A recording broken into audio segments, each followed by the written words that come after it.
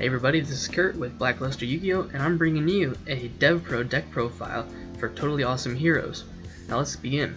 First we start off with 3 Bubblemen. They're really good. They work with the frogs pretty well. And we'll have 3 Shadow Mist so we can get into Dark Law. We'll have 1 Maxi, it's just a staple, always run 1, or at least run in your side deck. And we'll go with 3 Tin Goldfish, and then 1 to Goblindenberg, and 2 Summoner Monks. Now these 3 down here, the Goblindenberg, the Summoner Monks, are primarily to get out Shadow Mist, so then it can activate its effect, and you can get a quick play change spell. And we'll get into that later.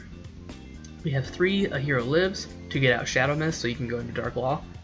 3 Emergency Calls, so we can either get our Bowman or Shadow Mist if we need to. We have 2 Instant Fusions for Norden. Great play right there. And then finally we run 3 mass changes, because this is how we get our masked heroes out. So either we get out Masked Hero Acid, Anki, or Dark Law. You mostly want to go into Dark Law because it messes up most people's decks.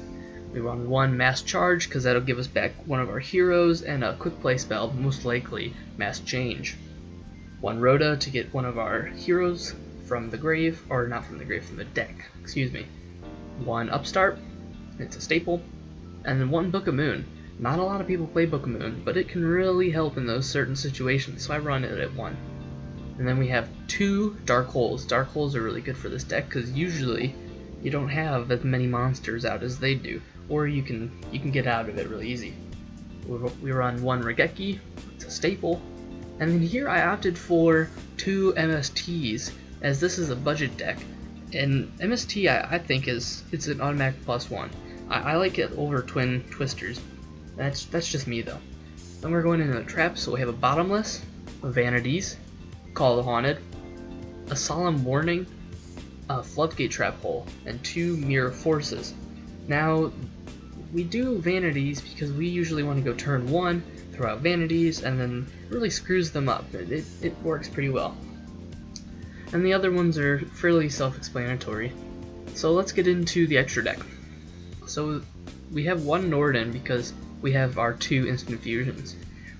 We might bump that Instant Fusion down to 1.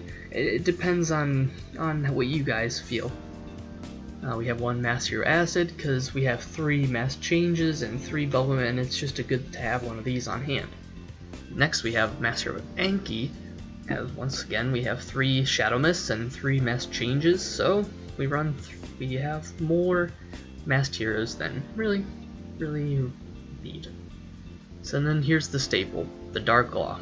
Well, not the staple, probably the second, number 2. And 2 Dark Laws, they're phenomenal.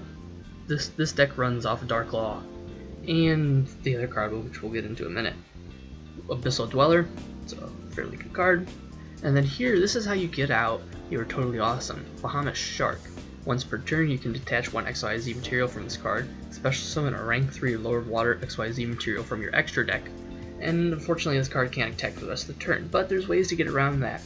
This card is really cool, I like it a lot. Then we have Castell, we have Gaga Samurai, then here we have an interesting card, S39 Utopia Lightning. While it is a little on the expensive side, this card is probably your number 3 in importance. This card can change the way the battle will transcend. It's a very powerful card. Next we have a Trap Tricks, and here we have Totally Awesome. So we use our Bahamut Shark to bring out our Totally Awesome, and now it makes the opponent think a little bit. Alright, do I want to activate this monster effect and maybe have the opponent steal it, or should I... It's really good. It negates and then allows you to take that card that they activated and put it on your side of the field, face down. It's quite powerful. Alright guys, I hope you enjoyed this little deck profile, and